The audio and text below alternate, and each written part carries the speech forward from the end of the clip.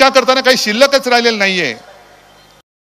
अरे जनाची नाही तर मनाची, पण ते मन तरी जागा असलं पाहिजे, मन तरी संवेदनशील असलं पाहिजे, तर लाज वाटेल।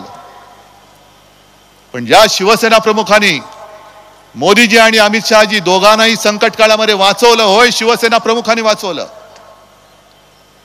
आणि मोदीजींचं नाव जेव्हा पंतप्रधानसाठी पदासाठी भाजपने जाहीर केलं, तेव्हा शिवसेनेने पहिला पाठिंबा मोदीजींना दिला होता।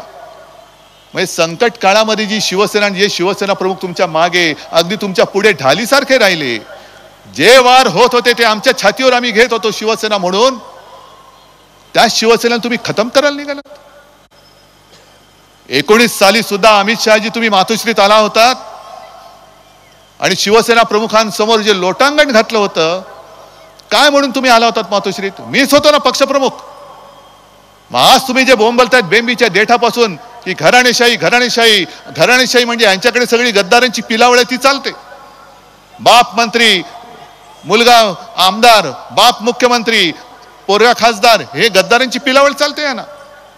पण एक घराणं पक्ष चालवतोय, मग तेव्हाही एकच पक्ष आणि एकच घराणं पक्ष चालवत होता, तेव्हा तुम्हाला येताना लाज नाही वाटली? तुमचे अर्ज भरायला मला बोलवलात, मोदीजी का अर्ज भरायचा आहे, अमित शहाचा अर्ज भरायचा आहे, अहो तेव्हा पण मीच होतो। पण तेव्हा तुम्हाला मी लागत होतो आणि तुम्हाला असं वाटलं की आता निवडून आलो, स्वतःचं सरकार आलं, आता याला लाथ घातली तरी चालेल, मी एवढा कमकुवत नाहीये, एवढे कमजोर आशीर्वाद घेऊन मी नाही जन्माला आलेलो। हे माझे आशीर्वाद आणि हे माझं कवच, संरक्षक कवच, हे आई जगदंबेच्या कृपेने मला मिळालेलं आहे। आणि या कवचाच्या तेजाशी छेडछाड करण्याचाही तुम्ही प्रयत्न करू नका। राजकारणात जळून भस्म व्हाल, राजकारणात जळून भस्म व्हाल। आणि आता ते जे सांगतायत की उद्धव ठाकरेंच्या पुत्र प्रेमामुळे शिवसेना फुटली, अच्छा कोणामुळे? आदित्य मुळे? मग उद्धव ठाकरेच्या पुत्रप्रेमामुळे शिवसेना फुटली असेल तर अमित शहाजी तुमच्या पुत्रप्रेमामुळे आपला देश, हिंदुस्थान क्रिकेटची फायनल हरली, त्याचं काय? काय त्या यशाला असं काय सोनं लागलंय? काय त्याला बॅट तरी धरता येते? हा, चालतो कसा तुम्ही बघताय, बोलतो कसा तुम्ही बघताय,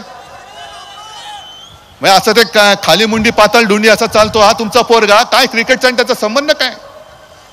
काय म्हणून तुम्ही नेलीत क्रिकेटची फायनल गुजरातला?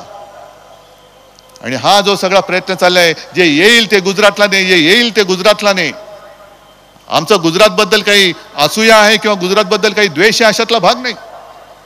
पण मोदीजी तुम्ही देशाचे पंतप्रधान आहात, सगळं येईल ते गुजरातला नेताय, काय इतर देशांनी तुमचं काय घोडं मारले? महाराष्ट्रामध्ये आज जे काय घटनाबाह्य मुख्यमंत्री काहीतरी बडबडलेत, औरंगजेबावर